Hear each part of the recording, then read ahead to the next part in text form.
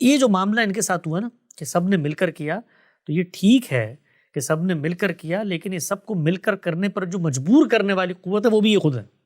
یعنی احمدی حضرات، میں نے پچھلے دنوں ایک انٹرویو میں کہا کہ ان لوگوں نے اس چیز کا آغاز کیا ہے، پہلے نام الگ کیا. یہ جتنے باقی لوگ تھے ان کے انحرافات پائے جاتے تھے، لیکن یہ لوگ سیاست میں بھی آئے، انہوں نے الگ خطہ ارض حاصل کرنے کی بھی کوشش آپ کی. کہہ رہے ہیں کہ احمدیز نے پہلے تکفیر کر دی باقی ساروں احمدی کی. کی تکفیر لوگ عام طور پہ کہتے ہیں جی وہ محمد حسین بٹالوی ایک عالم تھے، اہل حدیث عالم تھے، انہوں نے جو ہے اس کا آغاز کیا تھا انفرادی سطح پر. تو آج ہمارے اوپر دسیوں لوگوں نے تکفیر کے فتوے لگائے ہوئے.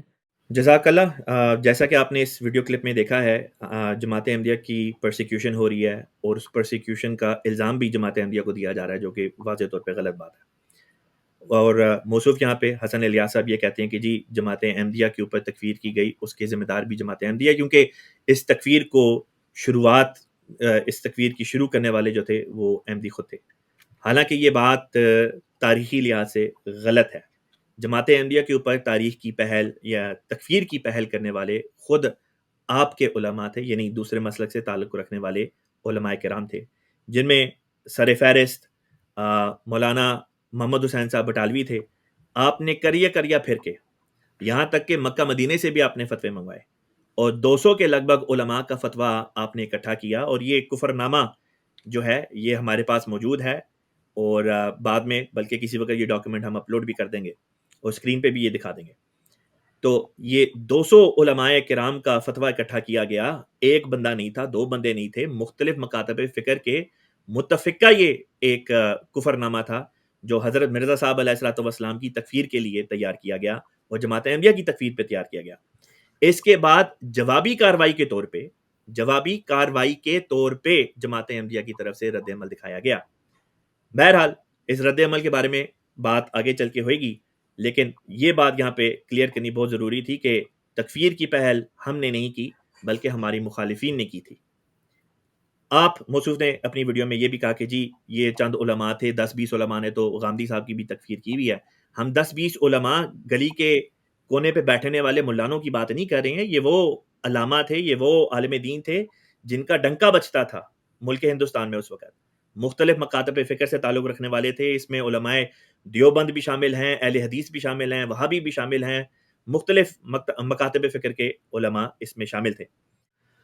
اب اس ویڈیو میں جو کہ آپ نے دیکھی تھی کچھ دیر پہلے، اس میں انہوں نے ایک یہ بھی اپنی طرف سے ایک دعویٰ پیش کیا ہے کہ جی جماعت احمدیہ نے تکفیر کی، یا یہ کہ جماعت احمدیہ کے جو دوسرے خلیفہ تھے سیدنا مسلم موعود رضی اللہ تعالیٰ عنہ، الحاج بشیر الدین محمود احمد صاحب رضی اللہ تعالیٰ عنہ، انہوں نے اپنی کتاب آئینہ صداقت میں یہ کہا کہ جی جو مرزا صاحب علیہ الصلوۃ والسلام کا انکار کرے، ان کی وحی کا انکار کرے، تو یہ واقعتاً جو ہے یہ کفر ہے، اور یہ کفر دونا کفر نہیں. اور وہ کہتے ہیں کہ جی اس بات کی کبھی بھی کسی احمدی نے جو ہے وہ تعویل پیش نہیں کی، یا کوئی اس کی ایکسپلینیشن وغیرہ جو ہے وہ پیش نہیں کر سکے. جب آپ نے اپنے یہ انٹرویو میں بھی ایک ریسنٹ انٹرویو میں بھی آپ نے یہ دعویٰ پیش کیا ہے، تو یہ بات جی حقائق کے لحاظ سے دیکھا جائے تو یہ غلط ہے.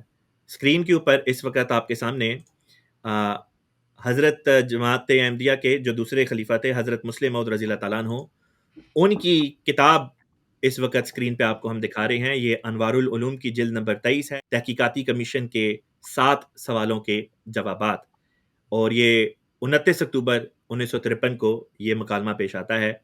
آپ سے جو سوال کیا گیا، یعنی جماعت کے خلیفہ دوسرے جو تھے جن کی تحریر ہے آئینہ صداقت، آپ سے سوال کیا گیا جو مسلمان مرزا غلام احمد صاحب کو نبی بمانے ملہم اور معمور من اللہ نہیں مانتے، کیا وہ مومن اور مسلمان ہیں؟ آپ کیا جواب دیتے ہیں؟ ملاحظہ فرمائیے. مسلم اور مومن قرآن مجید کے محاورات کو دیکھتے ہوئے 2 الگ الگ معنی رکھتے ہیں. مسلم نام امت محمدیہ کے افراد کا ہے، اور ایمان دراصل اس روحانی اور قلبی کیفیت کا نام ہے جس کو کوئی دوسرا جان نہیں سکتا، خدا تعالیٰ ہی اس سے واقف ہوتا ہے. جہاں تک لفظ مسلم کا تعلق ہے، قرآن کریم کی آیت ہوا سماکم المسلمین کے مطابق امت محمدیہ کا ہر فرد مسلم کہلانے کا مستحق ہے. اس تعریف کی تاکید اس حدیث صحیح سے بھی ہوتی ہے، من صلی صلاتنا واستقبل قبلتنا واکل ذبیحتنا فذلک المسلم الذی لہ ذمۃ اللہ و ذمۃ رسولہ. یعنی جو شخص بھی ہمارے قبلہ یعنی کعبہ کی طرف منہ کر کے مسلمانوں کی سی نماز پڑھے اور مسلمانوں کا ذبیحہ کھائے، پس وہ مسلمان ہے جس کو خدا اور اس کے رسول کی حفاظت حاصل ہے. باقی رہا مومن، سو کسی کو مومن قرار دینا در حقیقت صرف خدا تعالیٰ کا کام ہے. عام اصطلاح میں مسلم اور مومن ایک معنوں میں استعمال ہو جاتے ہیں، لیکن در حقیقت مومن خاص ہے اور مسلم عام. پس ہر مومن مسلم ضرور ہوگا، لیکن ہر مسلم کا مومن ہونا ضروری نہیں. میں اس بحث کو آگے لے کے چلتا ہوں. آپ سے اگلا جو سوال کیا گیا وہ بھی ذرا ملاحظہ فرمائیں. آپ سے جو اگلا سوال کیا گیا، اچھا یہ بھی بتاتا چلوں ضمنی طور پہ کہ حضرت مرزا صاحب علیہ السلام نے اپنے وہ لوگ جنہوں نے مسلمانوں میں سے آپ کا انکار کر دیا، ان کے بارے میں یہ نہیں کہا کہ یہ شخص جو ہیں یہ غیر مسلم ہیں، ان کو مسلمان ہی کہا ہے. اس بات کے بعد جو اگلا سوال آپ لوگوں کی طرف سے پیش کیا جاتا ہے، اس وقت بھی جماعت کے خلیفہ کے سامنے یہ بات پیش کی گئی کہ جو شخص مرزا صاحب علیہ الصلوۃ والسلام کا انکار کر دیتا ہے مسئلہ تکفیر سے ریلیٹڈ، کیا ایسا شخص کافر ہے؟ اس کے جواب میں بھی جماعت کے جو دوسرے خلیفہ تھے انہوں نے یہ نکتہ پیش کیا کہ کافر کے معنی عربی زبان میں نہ ماننے والے کے ہیں. بس جو شخص کسی چیز کو نہیں مانتا اس کے لیے عربی زبان میں کافر کا لفظ ہی استعمال ہوگا. بس ایسے شخص کو جب تک وہ یہ کہتا ہے کہ میں فلاں چیز کو نہیں مانتا، اس چیز کا اس کو کافر سمجھا جائے گا. اس چیز کا ایسے شخص کو ہم یہ نہیں کہتے کہ وہ اسلام کا کافر ہے. جیسے کہ امام جعفر صادق علیہ السلام اہل بیت کے ائمہ اہل بیت کا انکار کرنے والوں کے متعلق فرماتے ہیں من عرفہ نہ کانا مومنا من انکر نہ کانا کافرہ، کہ جو ہمیں مومن، جو ہمیں مانتا ہے، ہمیں سمجھتا ہے، ایکسیپٹ کرتا ہے، وہ مومن ہے. جو ہمارا انکار کرتا ہے وہ کافر ہے. اسی طریقے سے جماعت احمدیہ کے جو بانی تھے، آپ فرماتے ہیں ایک یہ کفر کہ ایک شخص اسلام سے ہی انکار کرتا ہے اور حضرت صلی اللہ علیہ وسلم کو خدا کا رسول نہیں مانتا، یہ ایک کفر کی قسم ہے. دوسری قسم یہ ہے کہ کفر کہ مثلاً وہ مسیح موت کو نہیں مانتا اور اس کو باوجود اتمام حجت کے جھوٹا جانتا ہے، جس کے ماننے اور سچا جاننے کے بارے میں خدا اور رسول نے تاکید کی ہے اور پہلے نبیوں کی کتابوں میں بھی تاکید پائی جاتی ہے.